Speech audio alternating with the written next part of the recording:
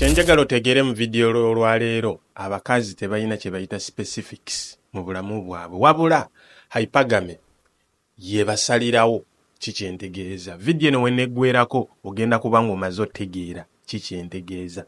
Abakazi mu butonde bwabwe hypergamy yebasalirawo. Joko mu kubeera omusajja ali strong. Tetwogera nti oli w'amaanyi mbw'ositula ebizito. No. Strong mindset, emotionally, nga bono gamba nti waliyo abasajja ab'amaanyi mu gavumenti. Ekifaananyi bwe kityo kye twogerako okyegeera era eyo gye bayita hypergamy. Abakazi mu generation yaffe eno bonna bali kyekimu nga bwe muli maama wange n'owuwo. So mu video lwaleero tugenda kulaba lwaki abakazi baagala nnyo be bayita ba high value. Ba high value nga tetunaba kutandika video eno bulungi kyenjagala osooka otegeere nti raise ya social media okuva lwe yajja abakazi bonna baagala ku datinga high value man.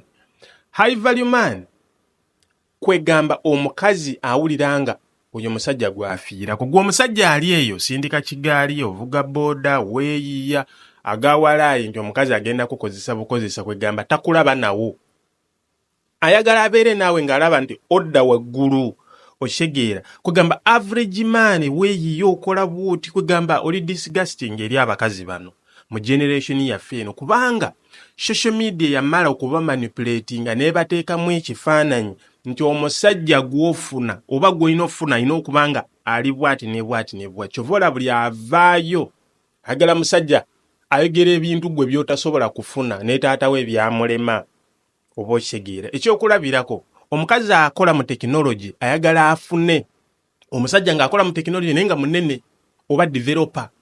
Omukazi influencer ayagala afune omusajja ng'ayina big audience oba okyegeera.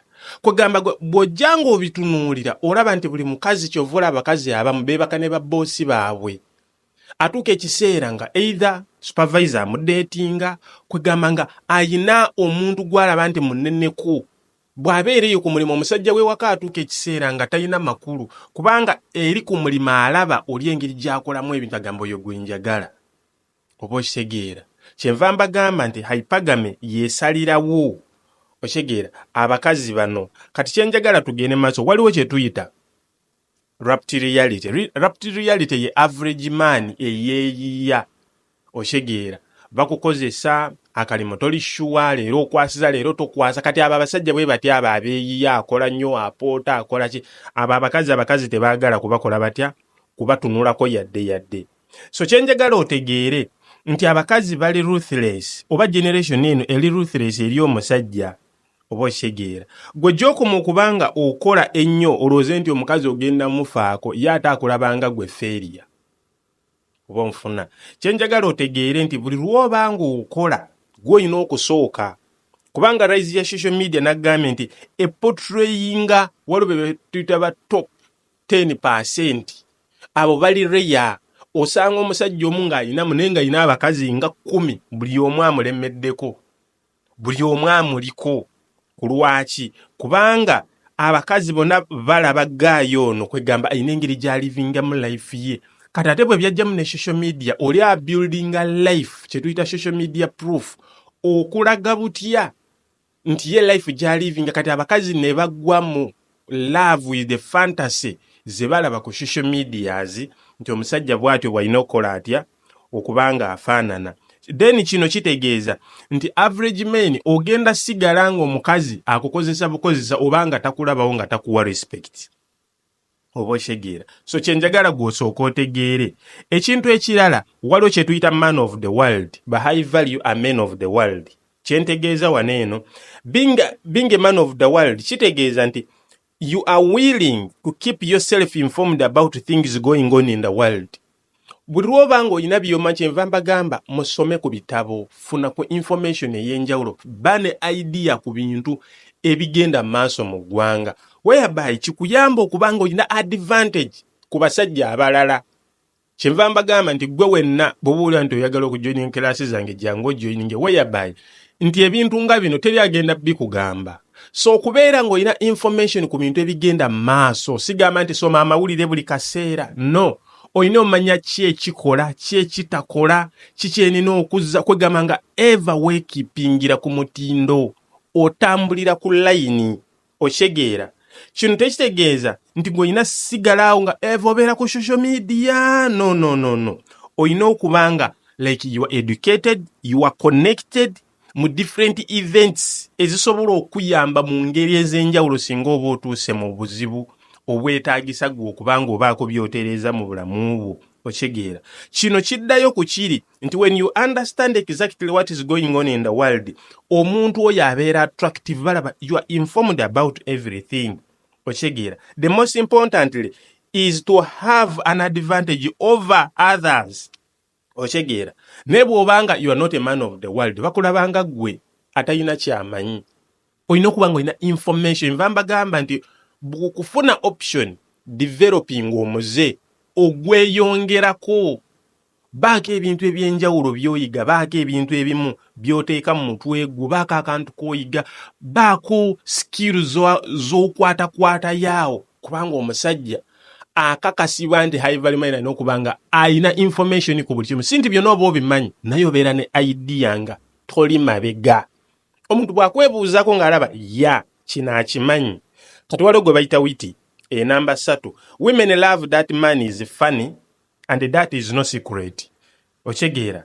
So witi ye muntu ali funny okitegeera. High value men balinamu eyo trait. Amanya ddi lwalina obeera funny na ddi lwatalina kubeera funny oba okitegeera. Kwegamba asobola otegeera ddi lwalina obeera serious na ddi lwatalina kubeera serious.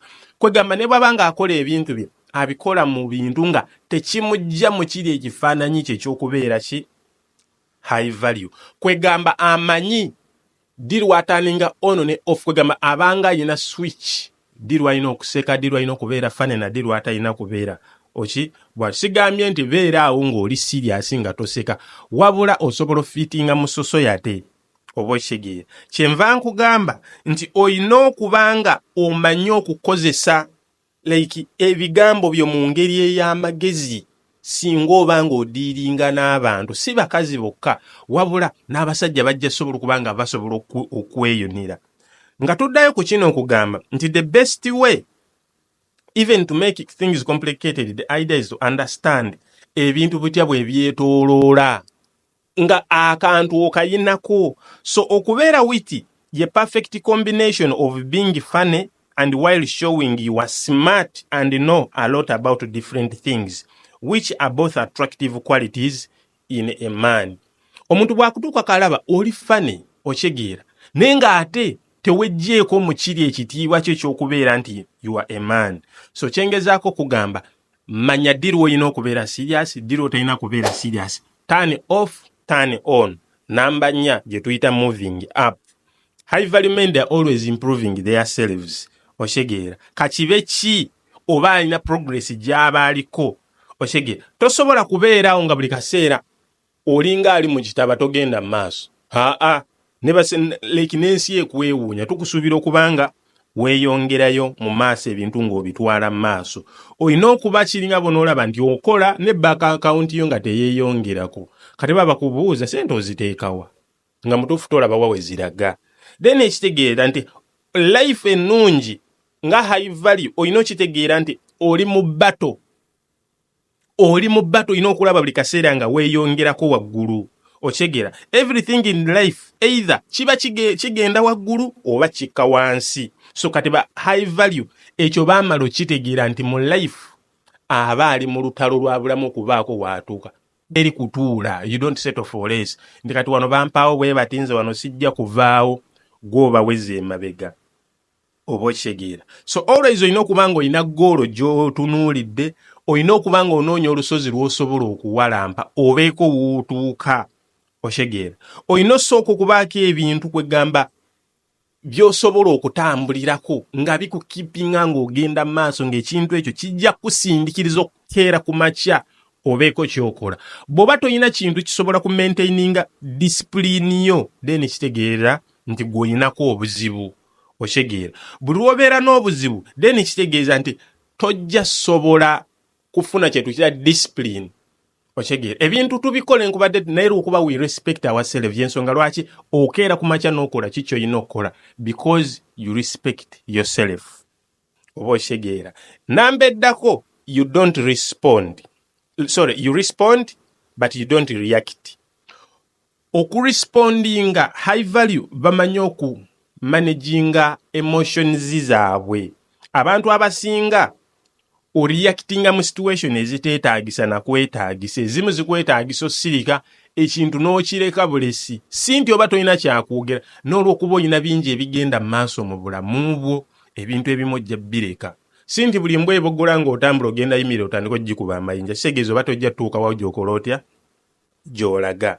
So the reality of things happening around them make them easy and distract and keep away from their goals. Abantu abasinga obeerawo ekintu nekikudistractinga n'obaako ebintu by'otambulirako ekyo kikakasa okulaga nti toli fit kwegamba oli unfit okubeera leader oba okitegeera. Wabula ekintu kye nagamba kiri nti olina okukeera ku macha because you are moving up obeeko ebintu ebimu byoleka okitegeera. So olina okitegeera nti ebintu ebimu bwe bikutuukako olina osooka n'okyinternalizinga n'osooka okikwatira munda n'osirika n'onoonya butya bw'ogenda okikwatamu na butya bw'ogenda respondinga gye kiri okitegeera. Sooka analyzinge olabe kikwetaagisa attention yo oba tekyetaagisa.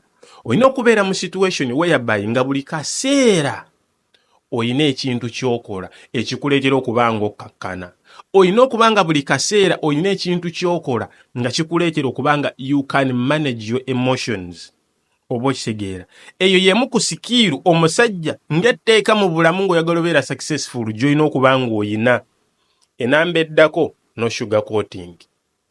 Ba nice guy oba abasajja abamu babeera desperate, they sugar coat things. Naye high value men they don't sugar coat. They are not desperate. Ekintu akikugambirawo ky'ova olaba nti breed y'aba high value men ntono batono oba okitegeera. High value men kasita abanga waali abakazi tebafaayo yagamba oba oyo omukazi nze tebindya nze njagala gwe omukazi ajja kujja at least abeere namba 3 oba namba 4 oba namba 5 kubanga breed yeno teba sugar coating ekintu akyogeranga bwe kiri nga teyeesise namu as long as kasa kiri nti takulumiza okitegeera gwe butya bw'okitwala bizibu byo gwamanyi okitegeera. So ino okubanga osobola okuspeaking out your mind noyisaawo ensonga yo abantu ne bagitegeera awo ojja kubanga osobola ofuna ki ka respect. So this is the reason why they keep things extremely real and they don't sugarcoat anything, and with women they love it. Beera open okitegeera. So gwe bw'onootandika okwagala ofiltering ebyoyogera lwakuba olina abakazi then omukazi ajja manya nti kijja kubeera kyangu gwokola atya okureplacinga. Ensonga eddako don't complain about anything okitegeera. About anything in a public oba kimanyi kiragirawo nti you are a weak ate nga you are low value buli obanga ocomplaining ebintu mu public. Era kino kiragirawo nti toli confident mugwe oba abilities zo ka confidence tekaliimu. Eyo ebeera turn off erisoso yate oyo anyiiganyiiga oyo akola bwati oyo akola bwati okitegeera. Kyova mbagamba omusajja tekikakatako kukaaba nti bw'oba oyogera n'omukazi oba n'okola otyo oba omukazi ako tekikakatako kukaaba maaso g'omukazi akulabe ng'okulukusa amaziga. No, bumire obulumi bumire, funa ekintu ekisobola okufulumya emotions zo osobola okuba nga okola ki okakana okitegeera. Kye njagala omanye nti ekintu ekikyasinza okubeera eky'ettabu kwe kubanga omusajja okomplaininga ekyo kikuleetera okuba nga olinganga baby. Public bwetyo bwe kulaba n'abantu tebakuwaaki kitiibwa. High value abasajja n'abakazi baba bamanyi kyovula abakazi abamu ayinza okujja n'akutukira n'agamba njagala owase muwala wange. Mutuufu nga bw'akulaba alaba nti gwe perfect match muwalawe ayagala afune omusajja ekikaakyo. Gwe bw'oba tofunangayo mukazi akugamba nti njagala owase muwala wange brazo okyalina bingi ebyokwekolako okitegeera. Namba esemba gye tuyita bottom line. Bottom line kwe kubeera ng'omusajja okitegeera you value everything around you. ng'oyina ability esobola cultivating ekintu kyonna ekikwetoolodde n'okijjamu kiki ekisobola okuyambisa. Kankuwe example. Nabagambako mu video emu nti laziness kills ambition. Ochegeera. Omuntu alileze alakinga skill taba muyiya. Waliwo olugero oluli mu Bible lwe tuyita the parable of talents. Omu bamuweemu, omu ne bamuwa 2, omu ne bamuwa 3. Ne babagamba mugende. Oweemu n'agiziika. Ne bwe yakomawo eri mukama we yamukasuka mu kizikiza. Naye bali ababiri, owe3 n'owe2, buli omu yaleeta amagoba. Katonda teyatondako ntebe, yatonda muti. Katonda tatondanga ku mmotoka. Harrison Ford basobola okuyiya ne bakola emmotoka. Okyegera omuva ebyuma biki byonna. So kati olina okuba ng'olina ability esobola cultivating ekintu kyonna. Oli awo siba kusimu mu scrollinga. Okyegera. Ebintu ebikuwetoolodde olina okuba ng'osobola okuvaluinga n'oku-increasing ekitono ky'osanzeewo kisobola okubeera ekinene. Kubanga high value man akimanyi nti ali mu battle n'obulamu. Bw'atalwana nnyo teri agenda kumulwanira. Avaluinga ebyo ebimwetoolodde. Okyegeera. Kyenjagala otegeere nti ebintu ebimu by'olina otegeera mu nsi muno nti abakazi bajja kukwerabira. Okyegeera. Bajja kwerabira singa balaba tolina kigenda mu maaso. Omukazi asobola okeera enkya n'asonyiwa omusango gw'okoze oba omwenzeeko oba okoze oti oba omukubi asobola okukusonyiwa. Naye omukazi tasobola kusonyiwa singa akitegeera nti oli musajja munafu. Ekyo kiri mu subconsciousness yaabwe nti baagala omusajja ali strong asobola okwenganga embeera n'akyusa ebintu ebiriwo. Ajjatuuka ekiseera nga tasobola kwesalirawo. Akutunuulire nga gwaliwo. Oshegeera. Kyenva nkugamba, this is why a man you must be conscious of your value. Olina otegeera value yo. Oshegeera. Olina okitegeera nti omukazi lwabeera naawe, the fear of losing you lijookomanga weeyongerako mu maaso. Fear of losing you erinnya. Nejjookomu kubanga weeyongerako wansi ate atandika okukulaba ng'omusajja omunafu ng'alaba asobola okukureplacinga. Kyenva nkugamba nti okuva n'olwaleero gwe bw'oba owulira nti olinga asiraanyi, olinga atalina kigenda mu maaso mu bulamu bwo, Haji Mubiruwali ali wali emukono mukubireko. Tolowooza nti olina kisiraani. Weetaaga oluusi oteekebweko emikono bakusabire obeeko ebintu by'otereeza mu bulamu bwo bitereere. Haji Mubiruwali genda emukono, essimu ze ezo z'olaba wansi ezo mukubireko mugambe Haji ninamu ensonga ze njagala tuwogeremu. Besi media yangambye nzije tuwogeremu. Abantu bangi bagendayo era abamu ebintu bitandise obanga bitereera. Haji nkutumiddeko ssebo webale kujjanjaba abantu era omulimu ogwo yongeramu amaanyi. Kati fellas, gwe wenna ng'okimanyi winter etandise, oli Dubai oli wa jampa weziri. Okyegeera. Gojja kuŋŋamba wonna wooli jampa tusobola nga gikutuusaako kala yonna gy'oyagala. This is alpha male. Okyegeera. Yes, this is alpha male. So gwe wenna aliyeyo ng'oyagala joininga classes zange feeling free. Enamba yange ye gy'olaba namwe abaagala ka coffee weekali feeling free. Njaka kutuusako wonna wooli. Mbagala nnyo, twegeko mu video eddako efaananako bw'eti. One love.